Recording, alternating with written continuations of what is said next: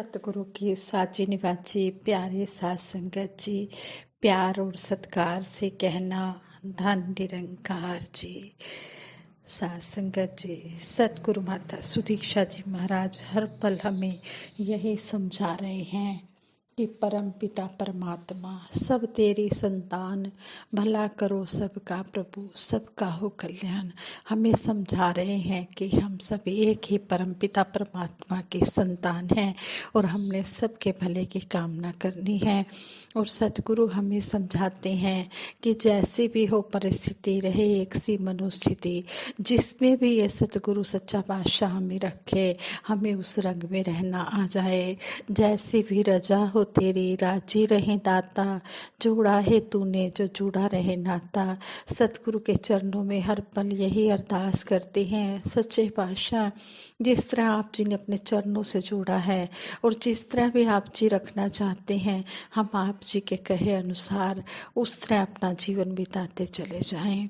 इसी तरह सतगुरु निरंकार दातार साथ संगत माँ का आशीर्वाद लेते हुए दासी इन्हीं भावों पर आधारित अपने विचार रखने जा रही है। आप जी ये विचार प्रवान करें, अगर कोई गलती हो जाए तो क्षमा करें। साथ संगत जी कहते हैं, जीवन जीने का सही आसान तरीका क्या है, इस कहानी से हमें सीखने को मिला है। कहते हैं यूनान के मशहूर दार्शनिक सुकरात घूमते घूमते एक नगर में गए। वहां उनकी मुलाकात एक बुजुर्ग सज्जन से हुई। दोनों आपस में काफी घुल मिल गए। बुजुर्ग सज्जन आग्रह पूर्वक सुकरात जी को अपने निवास पर ले गए, अपने घर पर ले गए। भरा पूरा परिवार था उनका। घर में बहू, बेटे, पौत्र, पोत्रियां सभी थे। सुकरात जी ने वृद्ध सज्जन से पूछा, आपके घर में तो सुख समृद्धि का वास है, वैसे अब आप क्या करते हैं? वृद्ध सज्जन बोले, अब मुझे कुछ नहीं करना पड़ता। अच्छा बिजनेस है जिसकी सारी जिम्मेदारियां अब बेटों को सौंप दी हैं। घर की व्यवस्था बहुएं संभालती हैं। इसी तरह जीवन बहुत सुख से चल रहा है। मैंने जीवन के इस मोड़ पर एक ही नीति अपनाई है कि दूसरों से अधिक अपेक्षाएं मत करें और जो मिले उसी में खुश रहें। मैं और मेरी पत्नी अपने पारिवारिक जिम्मेदारियां अपने बेटे बहू को सौंपकर निश्चिंत हैं। अब हमें घर की कोई चिंता नहीं, बिजनेस की कोई चिंता नहीं है। अब वे जो कहते हैं वह मैं कर देता हूँ और जो कुछ भी खिलाते हैं वह हम खा लेते हैं। मैं बच्चों के किसी काम में बाधा नहीं बनता। पर कभी सुकरात जी बोले, पर कभी तो आपका मन करता होगा कि आपके बेटे बहुएं, पोत्र पोत्रियां आपकी बात माने या सुने। इस पर वो बुजुर्ग सज्जन बोले, अगर मेरे बेटे बहुएं मेरे पास सलाह के लिए आते हैं तो अपने अनुभव के हिसाब से उनके परिणामों के बारे में मैं उन्हें सचेत कर देता हूँ। उन्हें अपने हिसाब से मैं अनुभव के हिसाब से सलाह दे देता हूँ। अब वे मेरी सलाह पर अमल करते हैं या नहीं करते, यह देखना और अपना मन दुखी करना मेरा काम नहीं है। वे मेरे निर्देशों पर चलें या ना चलें, मुझे इस बात का कोई गम या खुशी नहीं होती। सलाह देने के बाद भी यदि वे भूल करते हैं तब भी मैं परेशान नहीं होता। बुजुर्ग सज्जन की बात सुनकर सुकरात जी बहुत खुश हुए और बोले, इस आयु में जीवन कैसे जिया जाए यह आपने समझ लिया है। हाँ संगत जी, इस स्टोरी से हमें यही सीखने को मिलता है कि जब हम सभी जिम्मेवारियों से मुक्त हो जाते हैं तो फिर अपने हिसाब से बेटे बहुएं जैसे मर्जी बच्चे अपनी ज़िंदगी जिएं, हमें उनकी ज़िंदगी में इंटरफेयर नहीं करना चाहिए।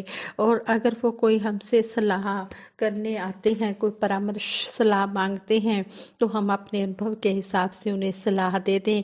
आगे वो अगर माने तब भी ठीक है, ना माने तो हम उस बात से दुखी ना हो। इस स्टोरी से हमें यही सीखने को मिला है। जो कुछ भी हमें सीखने को जहाँ से भी मिल जाता है उसको हम सीखते चले जाएं। सतगुरु माता सुदीक्षा जी महाराज हमें समझाते हैं, कण कण से शिक्षा। हमने कण कण से शिक्षा लेते चले जाना है। लेकिन ये बातें तभी हमारे जीवन में आएंगे जब हमारे जीवन में सतगुरु होगा, जब सतगुरु हमें इस ब्रह्म ज्ञान से जोड़ेंगे, इस परमात्मा से हमारा नाता जोड़ेंगे। जिस तरह हमें जोड़ने की बात पर भी एग्जाम्पल दिया जाता है कि ट्रेन का एक डिब्बा दिल्ली के स्टेशन पर खड़ा है। एक दिन बीता, 2 दिन बीते, 1 महीना बीत गया, वह रेल का डिब्बा, वह ट्रेन का डिब्बा लखनऊ नहीं पहुंचा, वहीं का वहीं खड़ा है। कारण क्या है? डिब्बे में कोई परेशानी नहीं है, ट्रेन की पटरी भी ठीक है, बाकी डिब्बे भी तो आ जा रहे हैं। किसी ने क्वेश्चन किया, डिब्बा लखनऊ क्यों नहीं पहुंचा? तो आगे से आंसर मिला, अपने आप कितना भी चाहे यह ट्रेन का डिब्बा लखनऊ तो क्या गाजियाबाद भी नहीं पहुंच सकता। इसका कारण यह है कि रेल के इंजन से अभी इसका नाता नहीं जुड़ा है। एक बार रेल के इंजन से, ट्रेन के इंजन से इसका नाता जुड़ जाए तो यह इंजन के सहारे रेल का डिब्बा लखनऊ तो क्या कलकत्ता भी पहुंच सकता है। वो बाल जो सिर से जुड़े होते हैं उन्हीं की संभाल होती है, उन्हीं बालों को साबुन से साफ किया जाता है। सिर्फ उन्हीं बालों की कदर होती है जिनका नाता सिर से जुड़ा है। जो बाल सिर से टूट कर गिर जाते हैं उन्हें कोई नहीं पूछता। नेल्स भी यही कुछ समझा रहे हैं। जो नेल्स उंगलियों से जुड़े होते हैं वे ही बढ़ते हैं, उन्हीं को संवारा जाता है। नेल्स का जो हिस्सा कटकर अलग हो जाता है उसे डस्टबिन में फेंक दिया जाता है। कहने का भाव यही है कि मूल से जुड़ने पर ही तरक्की होती है, प्रोग्रेस होती है, उन्नति होती है, सही अर्थों में विकास होता है। अब पेड़ को ही देख लें, पत्ता पेड़ से जुड़ा है वही हरा है, जो पत्ता पेड़ से अलग हो जाता है वह सूख जाता है। इसी तरह लाइट से चलने वाले सभी उपकरण, टीवी, फ्रिज, बल्ब, ट्यूब, पंखा, कूलर, हीटर आदि, एसी तभी चलते हैं जब इनका नाता ऊर्जा के स्रोत से जुड़ा होता है। ठीक इसी तरह इंसान के जीवन की भी महत्ता तभी है जब इसका नाता इसके मूल स्रोत परमपिता परमात्मा से जुड़ जाता है। यह नाता सतगुरु ब्रह्म ज्ञान देकर जोड़ता है। ब्रह्म ज्ञान प्राप्त करने के बाद नाता जोड़े रखने के लिए सत्संग, सेवा, सिमरन करना बहुत जरूरी है। जो संत ऐसा करते हैं उनका जीवन खुशियों से भर जाता है। इसी तरह समझाया गया है कि जुड़ने में ही हमारी शोभा है। जो गुरु के दर पर आकर जुड़ जाते हैं वो सब कुछ पा जाते हैं, मुक्ति का रास्ता भी उन्हें मिल जाता है, मोक्ष के अधिकारी भी हो जाते हैं। और जो गुरु के दर पर आकर फिर वो दर से दूर हो जाते हैं तो वो सब कुछ खो देते हैं। इस तरह इस बात से भी हमें समझाया गया है कि हम हमेशा सतगुरु के चरणों में जुड़े रहें, यही मांगते हैं। ये दर छूटे ना मुझसे प्रभु जी तेरा, ये वरदान दीजिए। हे सच्चे पातशाह, कभी भी कोई ऐसा पल ना आए जिस पल हम इस दर से दूर हो जाएं। इसी तरह हमें पूरी कोशिश करनी चाहिए कि मालिक की रजा में राजी रहते हुए जो कुछ भी मिले उसके लिए हम शुक्रगुजार करते चले जाएं। कहते हैं मुगल बादशाह शाहजहां ने दक्षिण भारत तक फैली हुई एक बड़ी सल्तनत पर हुकूमत की थी। वह बहुत धार्मिक रुचि का और साथ ही बहुत बड़ा भवन निर्माता भी था। उस जमाने की कई बहुत सुंदर इमारतें उसी ने बनवाई थी। उनमें सबसे मशहूर है आगरा का ताजमहल और दिल्ली का लाल किला। उसने दशकों तक राज्य किया लेकिन उसका पुत्र औरंगजेब सम्राट बनने की हवस को नहीं रोक सका। उसने राज्य पर अपनी ताकत के जोर से कब्जा करके अपने पिता को आगरे के किले में कैद कर दिया।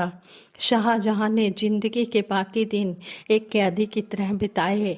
उसने शाही ऐशो आराम के बिना सिंपल जिंदगी बिताई। ना तो उसके पास सभा की चमक दमक थी और ना ही नौकरों का ग्रुप था। गर्मियों में एक दिन दोपहर को शाहजहां को बहुत प्यास लगी, परंतु उस समय उसके पास कोई पानी पिलाने वाला नहीं था। इसलिए वह खुद कैद खाने के कुएं पर गया और पानी खींचने लगा। लेकिन एक जमाने के बादशाह को पानी खींचने जैसे मामूली काम करने की आदत नहीं थी। उसके हाथ से रस्सी फिसल गई, बाल्टी नियंत्रण में नहीं रही और सीधे कुएं में जा गिरी।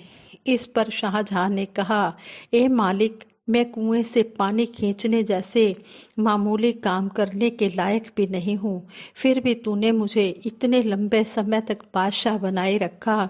तेरी रहमत और मेहर का लाख लाख शुक्रिया।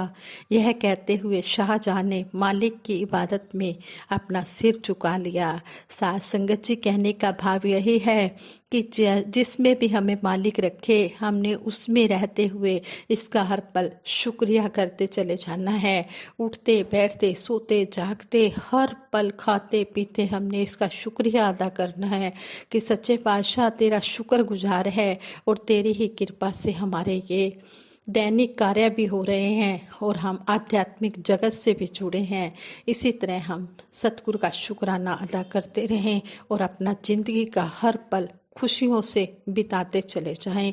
सभी के लिए दासी यही अरदास करती है, सच्चे पातशाह सभी को इतना अटूट विश्वास देना कि सभी आप जी के दर पर जुड़े रहें और जैसी भी परिस्थिति आए उस परिस्थिति में हंसते मुस्कुराते रहें। साथ संगत जी, ये विचार करते हुए बहुत सी गलतियां हुई होंगी, उन गलतियों के लिए आप जी क्षमा कर देना, आगे के लिए सुमत बख्शना। साथ संगत जी, प्रेम से कहना, धन निरंकार जी।